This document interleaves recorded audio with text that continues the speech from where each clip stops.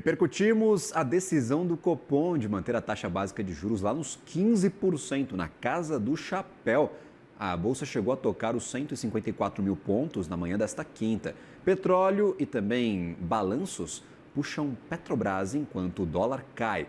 Para repercutir este noticiário econômico da quinta, vamos conversar com ela, nossa analista de economia, Rita Mundim. Sempre bem-vinda, Rita. Uma ótima tarde a você. Ei, Gabriel, boa tarde. É isso mesmo, vamos dar uma olhada aqui no pós-Copom, né? Eu queimei minha língua, eu achava que a Bolsa iria realizar hoje, né? Diante de um Copom mais duro no que diz respeito ao prazo, né? De manutenção da taxa aí nos níveis de 15%. E, além disso, o Copom não tirou o pé do freio de jeito nenhum, ele quer frear mesmo a economia, porque ele manteve no comunicado a possibilidade de voltar a subir os juros.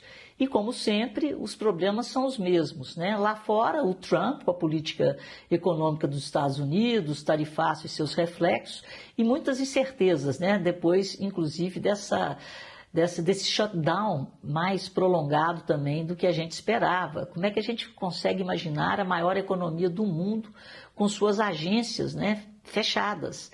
Então está um caos mesmo, os Estados Unidos estão vivendo um caos. Pelo tamanho da economia, pelo tamanho do país, é muito complicado um shutdown que já dura quase 40 dias e é o maior da história. Mas fora isso, nós temos também as preocupações internas, que são as mesmas.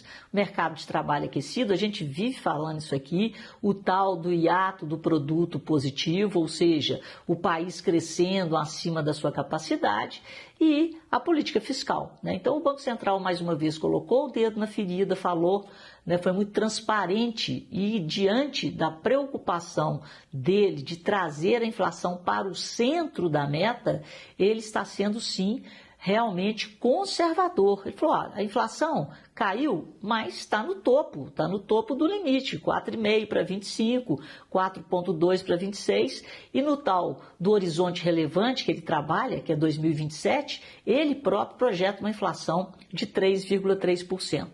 Mas como é que o mercado precificou isso? Hoje a Bolsa está subindo, muito puxada por efeito valorização de commodities. Na abertura do pregão, o petróleo subia, né, o Brent subia, e a gente teve a alta do preço do minério de ferro nessa madrugada na China. Então a Vale e a Petrobras seguraram ali o Ibovespa em novo recorde. Mas agora o preço do barril de petróleo virou para o negativo. Mas a expectativa com o balanço da Petrobras manteve as ações no campo positivo. As ações agora estão em alta, as preferenciais em torno de 0,6% e as ordinárias praticamente no 0 a 0. Enquanto a Vale também diminuiu bastante a alta. A Vale chegou a subir 0,5%. Agora está com a alta de 0,03%, mas o Ibovespa ali resistindo nos 153.500 pontos. Agora a alta é de apenas 0,18%. A Petrobras, quando o petróleo estava em alta e tinha expectativa do balanço, as ações chegaram a subir quase 1,5%. Então houve uma redução e o Ibovespa pode, até no final do dia, ficar mais no 0 a 0 ou até virar negativo, diante desse Copom mais duro, que não faz bem para a economia real. Por outro lado, né, o dólar voltou a perder força diante do real, dada a nossa atratividade no que diz respeito a pagamento de juros. Estamos aí com a maior taxa real para o Brasil nesse século e uma das maiores taxas do mundo, só perdemos para a Turquia. Então o dólar está caindo 0,11%. por esse tempo mais prolongado. Então, o dinheiro, né, eu chamo de capital de motel, ele vem para cá. Vem para mamar nos juros e depois vai embora, né? Mas diante dessa expectativa de manutenção de juros em um patamar mais alto, nós temos essa atratividade para a nossa renda fixa. E os juros futuros, que ontem operaram todos em queda, tanto a ponta mais curta quanto a ponta mais longa, agora está todo mundo subindo. E as apostas que antes estavam divididas entre dezembro e janeiro para o primeiro corte na Selic, pularam para março. Hoje, majoritariamente, o mercado está concentrando em março a sua expectativa de primeiro corte da Selic. Eu queria até entender essa jogada para frente.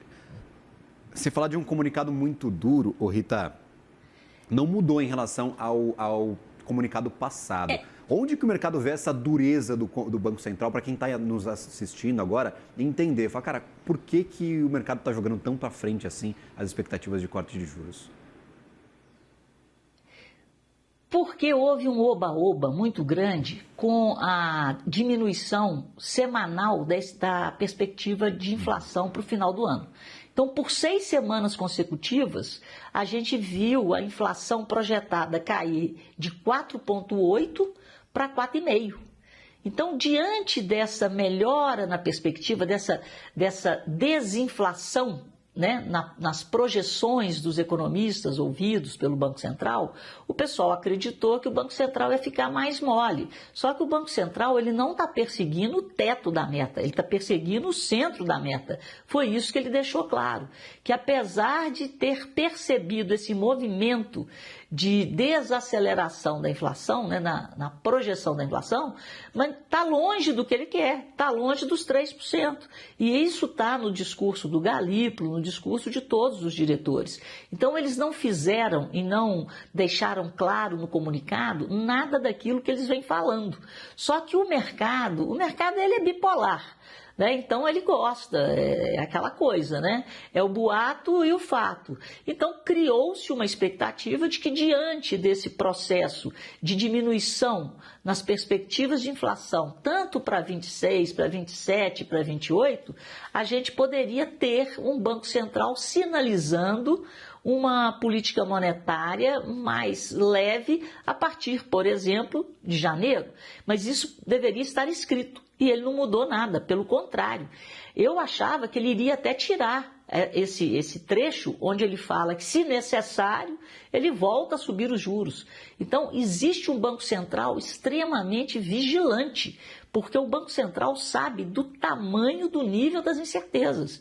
E essas incertezas são externas e são internas. E o nosso problema, o nosso calcanhar de Aquiles é aquilo que eu falo sempre aqui. O Banco Central pisa no freio e o governo pisa no acelerador. Então, o Banco Central pratica uma política monetária restritiva para tentar diminuir consumo e tirar pressão de preços, e o governo insiste em abrir linhas de crédito, apesar da taxa de juros dessa altura. E o governo insiste em aumentar a distribuição de benefícios sociais, o que induz ao consumo. Então, o modelo de crescimento do governo permanece, apesar da necessidade do Banco Central de pisar no freio, de fazer o país crescer menos, de tirar pelo menos um ponto desse ato do produto positivo. Então, a política monetária vai para a direita e a política fiscal vai para a esquerda. E aí não tem jeito. Então eu brinco, né? O Banco Central pisa no freio, o governo pisa no acelerador e o Brasil capota. Então, esse é o nosso problema. Não existe um compasso, existe um descompasso entre a política fiscal, feita pelo governo, gestão das contas públicas, e a política monetária feita pelo Banco Central, ou seja, a missão do Banco Central é resguardar o poder de compra do brasileiro. E para isso ele tem que estar vigilante em relação ao comportamento da inflação. E o que coloca lenha na fogueira da inflação? Consumo.